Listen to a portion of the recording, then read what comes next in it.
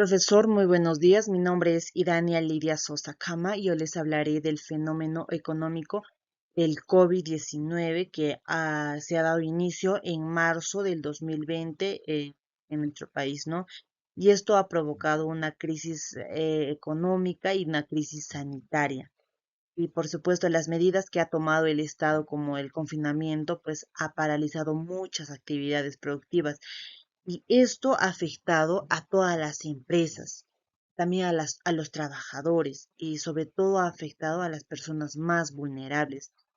Y esta situación, pues lamentablemente, ha generado en nuestro país mucho desempleo masivo, también la caída del PBI y el aumento de la pobreza.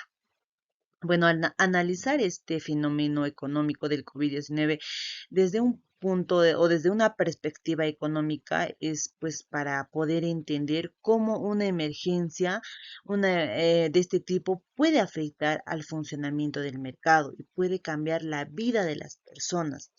Bueno, esto también nos permite para que el Estado pueda identificar las lecciones y unas propuestas, pues para mejorar las respuestas del Estado ante una futura crisis, ¿no? Bueno, este fenómeno económico del COVID-19 tiene relación con la escuela económica del keynesianismo.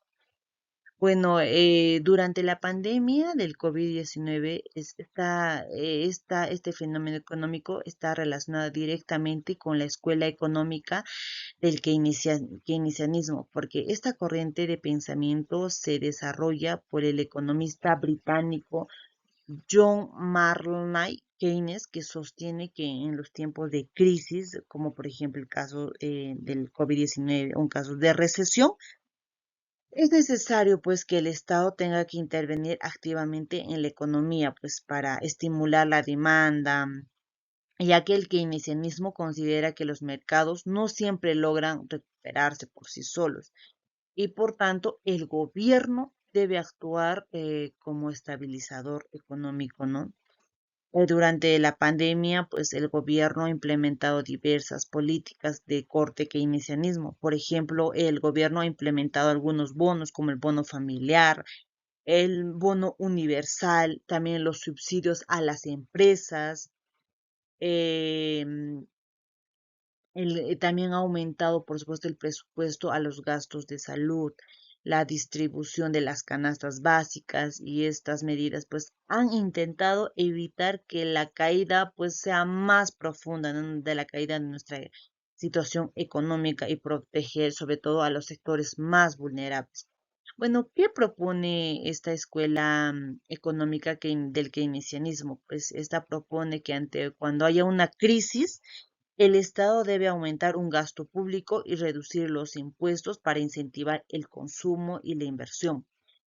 Y de esta manera el gasto público se va a convertir en una herramienta para dinamizar la economía y poder nosotros o el Estado va a poder generar más empleo y reducir los efectos negativos de una recesión.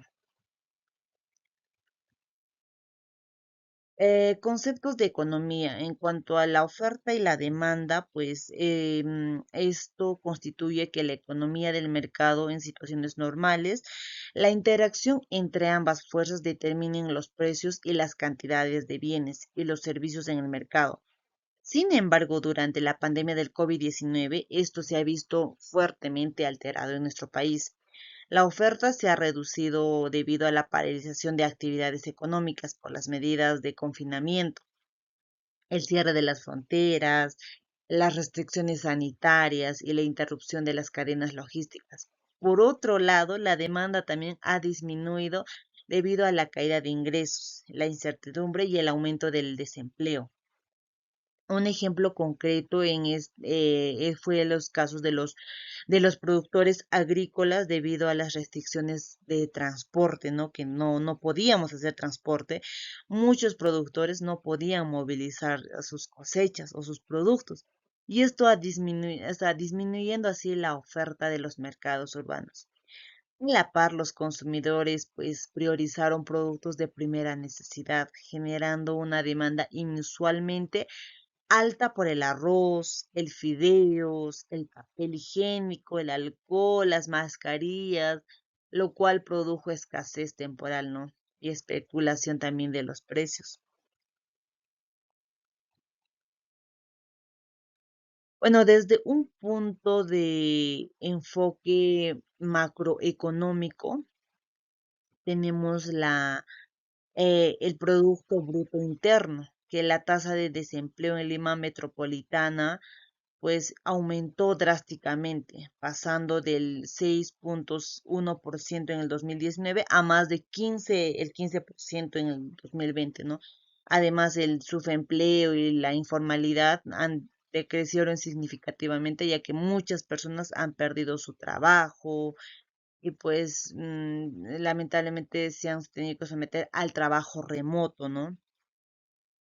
Pues eso ha sido.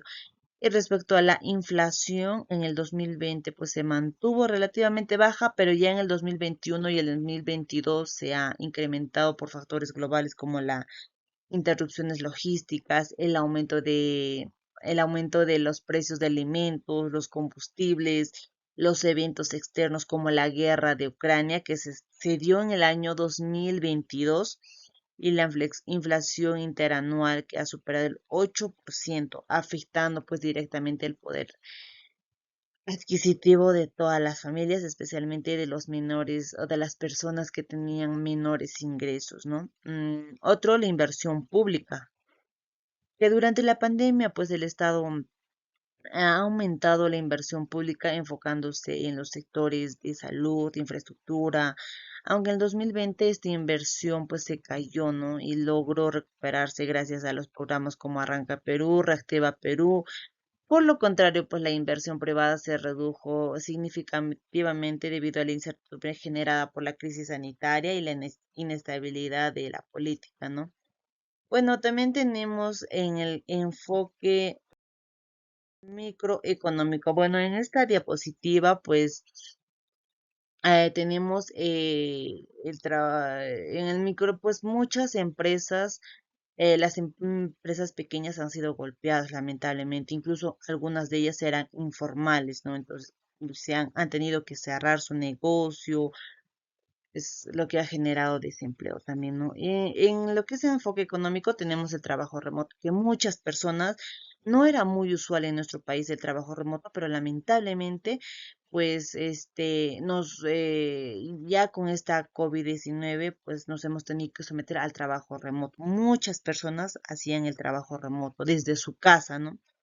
Otro también tenemos el crecimiento del delivery, que no tampoco no era muy utilizado, pero desde la pandemia, pues ya que las restricciones, de evitar el aforo, así, pues muchas personas empezamos a utilizar, por ejemplo, las aplicaciones como Rápido, Pedidos Ya o Uber, ¿no? Estas aplicaciones que nos podían traer incluso nuestros productos desde donde nosotros podíamos adquirirlo, ¿no?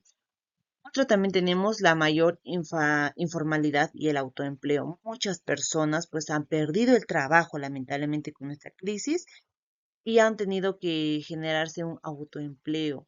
Em, pues la población económicamente, pues sí ha bajado. ¿No? Muchas personas han empezado a emprender negocios caseros, la venta por redes sociales, servicios por aplicativo, ¿no? De alguna manera para solventar sus gastos. Entonces, por eso es que en las personas aumentó, pues, la informalidad. Y otro tenemos la educación digitalizada, que pues nuestros niños o todos los niños de nuestro país se han tenido que someter a estas clases virtuales. Incluso el Estado regaló laptops o dio tablets, ¿no? Tablets para que puedan conectarse a su clase, incluso por falta de desconocimiento, incluso los docentes no podían conectarse o los alumnos por falta de internet.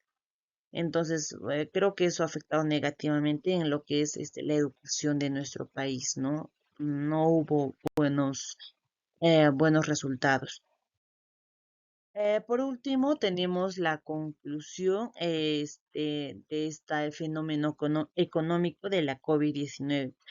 La crisis sanitaria provocada por el COVID-19 tuvo repercusiones profundas en la economía peruana, evidenciando tanto fortalezas como limitaciones en la capacidad de respuestas del Estado. Entre los aspectos positivos del manejo económico se destacan pues las acciones rápidas de asistencia social, como los bonos universales, los programas de ayuda financieras de los MIP, a los MIPES y el aumento de gasto público en salud.